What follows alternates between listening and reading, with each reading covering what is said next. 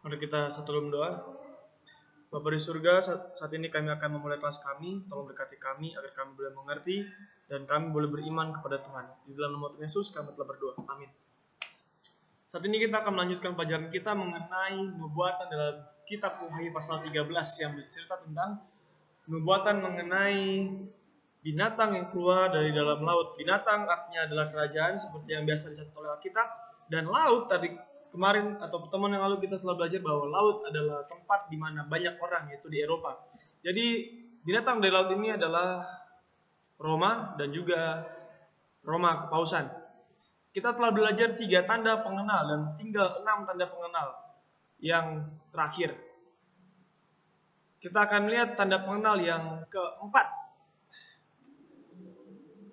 supaya kita tahu siapa ini binatang yang keluar dari dalam laut. Tanda pengenal yang keempat di dalam kitab Wahyu pasal 13 ayat ke-5 mengatakan bahwa binatang ini akan berkuasa selama 42 bulan. Dan kepada binatang itu diberikan mulut yang penuh kesombongan, dan hujat kepadanya diberikan juga kuasa untuk melakukannya 42 bulan lamanya. Kita baca di dalam Wahyu 13 ayat yang kelima. Dimulai sejak kapan? Dimulai dari tahun 538 sejak kepausan ini berkuasa sampai tahun 1798 ketika Jenderal Bartier di bawah pimpinan Kaisar Napoleon Bonaparte mengalahkan dan memenjarakan Paus di Vatikan. 42 bulan artinya 1260 hari. 1260 hari sama dengan 1260 tahun nubuatan. Nah, ini kita lihat, dan aku menentukan bagimu 1 hari sama dengan 1 tahun. Berkuasa selama 42 bulan. Nah, tadi kita lihat kan sudah. Pada pemerintahannya Pausan Roma ditentang oleh 3 kerajaan, yang itu adalah Vandals, Heruli, dan Ostrogoth. Heruli, Vandals, dan Ostrogoth menentang kepausan karena tidak setuju untuk menuruti paus tersebut karena sangat mendominasi. Nah, ini lihat. Lanjut lagi. Nah, sudah jelaskan. Pada tahun 1798 Jenderal Bartier menyerang kota Roma, membubarkan pemerintahan kepausan dan menggantinya dengan pemerintahan sekuler. Jadi pemerintahan agama dan negara telah diselesaikan dan dipimpin oleh sekuler. Artinya sekuler pemerintahan artinya adalah tanpa agama. Nah, tanda pengenal yang kelima adalah menghujat Allah. Diberikan mulut yang penuh kesombongan dan hujat. Apa itu? Ini mungkin kalian bisa baca sendiri, tetapi saya tidak akan baca supaya tidak lama. Jadi, ketika Yesus mengampuni orang yang berdosa saat di dunia, ahli Taurat dan orang Farisi mengatakan bahwa Yesus menghujat Allah karena hanya Allah yang sanggup mengampuni dosa dan manusia tidak boleh mengampuni dosa. Dan manusia yang mengampuni dosa disamakan sebagai penghujat. Saya ulangi, manusia yang mengampuni dosa disamakan sebagai penghujat.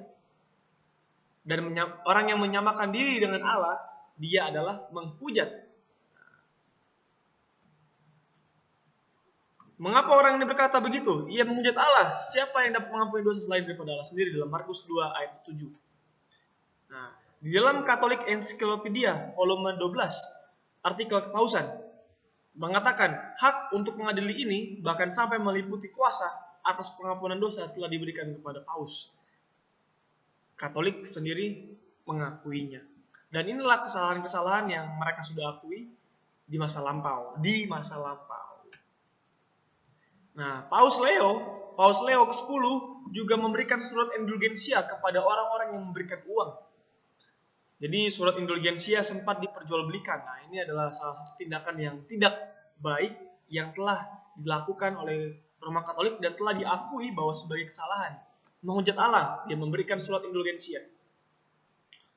Gereja Katolik oleh kuasa yang diberikan oleh Kristus memberikan indulgensia agar umatnya dapat bertumbuh di dalam kekudusan dan dapat mencapai kebahagiaan abadi di surga. Semoga keterangan di atas dapat menjawab keberatan Ana. Nah, ini dia pengakuan dari Gereja Katolik dalam situs resminya.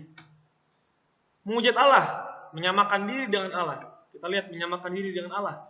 Paus Leo ke-13 dalam surat edaran yang ditulisnya bagi semua uskup Gereja Katolik Roma mengatakan, Paus Leo mengatakan, kita mempunyai posisi seperti Allah yang maha kuasa atas dunia ini. Paus sendiri menyatakan dirinya sama seperti Allah. Katolik Nasional Juli 1895 mengatakan bahwa Sri Paus bukan hanya berperan sebagai wakil Kristus, tetapi dia Yesus Kristus sendiri dalam wujud daging. Jadi Paus menyamakan dirinya sebagai Yesus dalam wujud daging manusia. Nah, inilah salah satu tindakan-tindakan yang salah. Hak untuk mengadili bahkan sampai meliputi kuasa atas pengampunan dosa. Tadi kita lihat tanda pengenalan yang keenam. Tanda pengenalan yang keenam untuk menyatakan bahwa siapa ini binatang yang keluar dari dalam laut. Yang keenam adalah dia menganiaya orang kudus, menganiaya umat Tuhan, menganiaya orang-orang yang taat kepada firman Allah. Kita lihat di Wahyu 13:7, dia diperkenankan untuk berperang melawan orang-orang kudus. Wildron, Story of Civilization. Kita harus meletakkan inkuisisi atau penghukuman Gereja Katolik Roma. Penghukuman yang dilakukan oleh Gereja Katolik Roma sebagai noda terhitam dalam sejarah peradaban manusia. Roma Katolik pernah menganiaya ratusan ribu jutaan orang yang menentang mereka. Kenyataan bahwa Gereja Katolik Roma telah menumpahkan darah orang yang tidak berdosa, melebihi institusi manapun yang pernah ada dalam sejarah manusia. Tidak pernah dipertanyakan oleh orang Protestan yang mempunyai pengetahuan yang lengkap akan sejarah. Jadi, kita bisa lihat sumbernya, sumber terpercaya ini, mengatakan bahwa Gereja Roma Katolik membunuh lebih banyak daripada institusi, kelompok, organisasi manapun yang ada di dunia. Membunuh banyak orang. Menganiaya orang kudus, mereka membakar orang-orang yang tidak sepaham dengan mereka, orang-orang yang menentang kebijakan mereka, dibakar hidup-hidup, dibunuh hidup-hidup. Dan selanjutnya, tanda pengenalan yang ke-7, binatang itu akan sembuh. Wahyu 13 ayat 3, maka tampaklah kepadaku suatu dari kepala-kepalanya, dari kepala-kepala binatang ini, seperti kena luka yang membahayakan hidupnya. Tetapi luka yang membahayakan hidupnya itu sembuh, seluruh dunia heran lalu mengikuti binatang itu. Seperti yang kita ketahui bahwa pada tahun 1798, Jenderal Berthier di bawah pimpinan Napoleon Bonaparte menyerang dan mengalahkan kepausan. Dan pada tahun 7 Juli 1929, Roma kembali berkuasa. Artinya apa? Seperti yang kita lihat di sini, sejarah mengatakan bahwa pada tanggal 11 Februari 1929, Roma atau Vatikan merdeka. Negara Vatikan merdeka dan diakui sebagai negara di dalam negara. Negara Vatikan berada di negara Roma. Nah, itu kurang lebih begitu. Kita bisa lihat sendiri nanti, saya nggak usah baca supaya nggak lama. Kita bisa lihat di sini bukti-bukti sejarahnya melalui perjanjian Lateran. Perjanjian Lateran yang menguntungkan bagi negara Vatikan. Lukanya sembuh, yang pernah dijatuhkan ini kepausan, yang pernah dipenjarakan, akhirnya Paus atau Vatikan kembali lagi merdeka. Tanda pengenalan yang ke-8, mulutnya penuh hujat dan sombong. Dan kepada binatang itu diberikan mulut yang penuh kesombongan dan hujat. Kepadanya diberikan juga kuasa untuk melakukannya selama 42 bulan lamanya. Jadi kurang lebih tadi saya sudah bilang bahwa mereka mengakui bahwa dirinya sama seperti Tuhan. Kita bisa lihat di sini bukti-buktinya dan sumber-sumbernya. Paus dan Roma Katolik dan para imam mengatakan bahwa mereka sanggup membuat roti dan anggur sebagai tubuh Kristus yang asli. Jadi kalau perjamuan suci mereka mengatakan bahwa tubuh Yesus inilah tubuh Yesus yang telah dijadikan melalui doa para imam. Nah, ini seperti menghujat Allah. Dan imam mengatakan bahwa dirinya adalah juru selamat. Ajaran-ajaran dalam Gereja Roma Katolik yang bertentangan dengan Alkitab.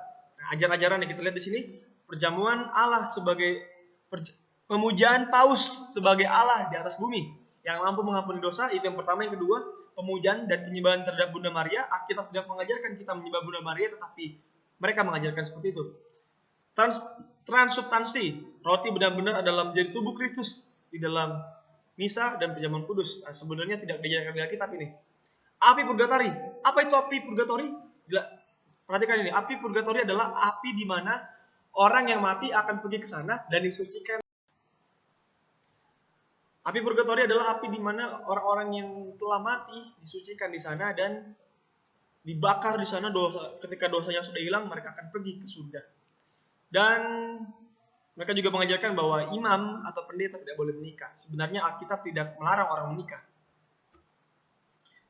Lalu selanjutnya doa-doa kepada orang kudus, kepada mereka yang ada di api purgatori dan rosario. Jadi orang-orang yang hidup sekarang ini mendoakan keluarga mereka yang ada di api purgatori supaya selamat dan supaya tidak lama-lama disiksanya. Lalu selanjutnya pemujaan terhadap patung-patung dan bentuk-bentuk lainnya. Mereka menyembah dan berdoa kepada patung-patung rasul, patung-patung Yesus, patung-patung Bunda Maria. Dan mereka mengajarkan bahwa keselamatan oleh perbuatan. Kalau kita bersedekah, kita berpuasa, kita berdoa, maka kita akan selamat. Sebenarnya keselamatan hanya diberikan oleh Yesus Kristus berdasarkan kasih karunia yang tak terbatas.